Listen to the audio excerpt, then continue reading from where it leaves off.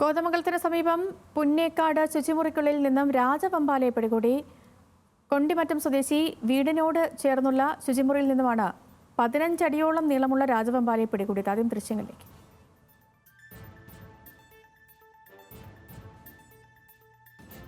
ആസിഫ് മുതലുണ്ട്. ആസിഫ്, എപ്പോഴായിരുന്നു ഈ രാജവെമ്പാലയെ പിടികൂടിയത്? ആരാണ് കണ്ടത്? വിവരങ്ങൾ.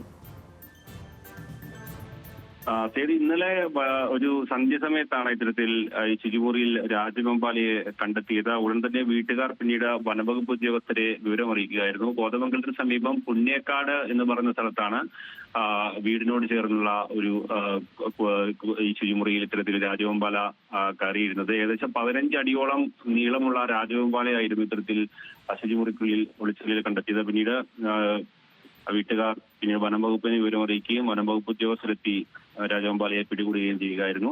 ഏതായാലും മറ്റ് അപകടങ്ങളിലേക്കൊന്നും പോകുന്നതിന് മുമ്പ് തന്നെ വനംവകുപ്പ് ഉദ്യോഗസ്ഥർ അവിടെ എത്തുകയും വളരെ ശ്രമകരമായി തന്നെയാണ് അതിനെ പിടികൂടുകയും ചെയ്തിട്ടുള്ളത്. ശരി ആസിഫ്, നമുക്ക് ആ ദൃശ്യങ്ങൾ ലഭ്യമായിട്ടുണ്ട്. ദൃശ്യങ്ങളിലേക്ക്.